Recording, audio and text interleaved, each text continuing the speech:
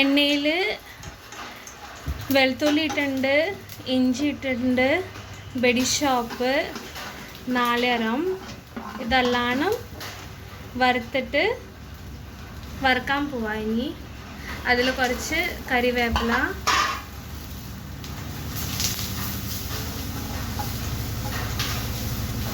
Saute ചെയ്യുക.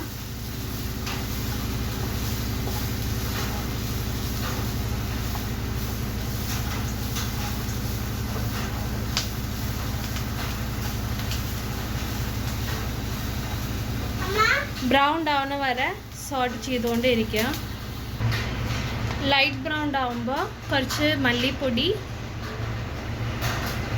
2 spoons,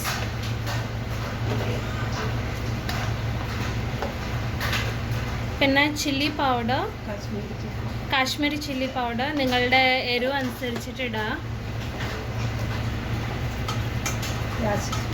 gas slow ആയിട്ട്, നല്ല സ്ലോ ആയിട്ട് വറുക്കുക. വേണമെങ്കിലും ഓഫ് ചെയ്യുക, അല്ലെങ്കിൽ അത് കരിഞ്ഞു പോകും.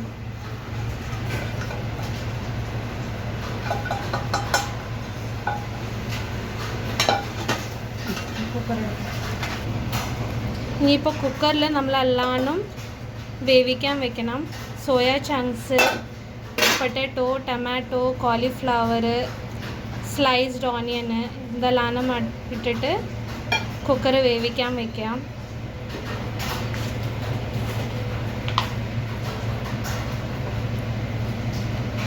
ആവശ്യത്തിനുള്ള ഉപ്പ് ഇടുക.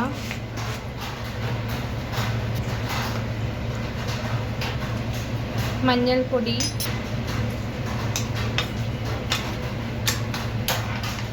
ഈ ഗ്യാസിൽ നമ്മൾ വെച്ച് ഒരു 3 സെറ്റി വരെ നമുക്ക് വെയിറ്റ് ചെയ്യാം. 2 സെറ്റി. Okay, 2 settee. ഇപ്പം നമ്മൾ വറുത്ത വെച്ച തേങ്ങ നമുക്ക് അരയ്ക്കാം അപ്പോഴേക്കും. അപ്പോൾ ഇപ്പോൾ ഇത് വെന്ത് കഴിഞ്ഞു. ഇതിലേക്ക് നമ്മൾ അരച്ച പേസ്റ്റ്, തേങ്ങ പേസ്റ്റ് അല്ലാണ്ട് നമ്മളിതിൽ മിക്സ് ചെയ്തിട്ട് വേവിക്കാൻ വെക്കാം.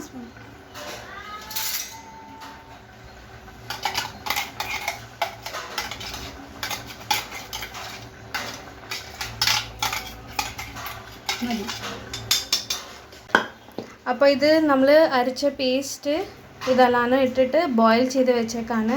ഇനി നമ്മൾ കുറച്ച് എണ്ണ ഇട്ടിട്ട് ഒന്ന് കാച്ചണം. അറ്റ് ലാസ്റ്റ് ചെറിയ ഉള്ളി ഉണ്ടെങ്കിൽ അത്ര നല്ലത്. ചെറിയ ഉള്ളി, കുറച്ച് കറിവേപ്പില ഇതെല്ലാം ഇട്ടിട്ട് കാച്ചി എടുക്കാം.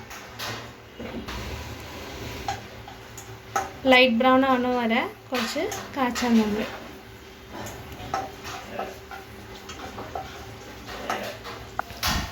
ലൈറ്റ് ബ്രൗൺ ആയിട്ടുണ്ട് ഇപ്പം. അപ്പോൾ കുറച്ച് നമ്മുടെ വീട്ടിലുണ്ടാക്കിയ ഗരം മസാല അല്ലെങ്കിൽ ഏതെങ്കിലും നിങ്ങളുടെ കയ്യിൽ അവൈലബിൾ ഉള്ള ഗരം മസാല കുറച്ച് ഇട്ടിട്ട് നമ്മളിപ്പം ഈ കറിയിലേക്ക് താളിക്കാൻ പോവാണ്. അപ്പോൾ നമ്മുടെ കോളിഫ്ലവർ, സോയ ചങ്ക്സ് ഉള്ള കറി റെഡി. ഇതാണ് എൻ്റെ അമ്മയുടെ സ്പെഷ്യൽ കറി. അപ്പോൾ എല്ലാവരും ട്രൈ ചെയ്യുക.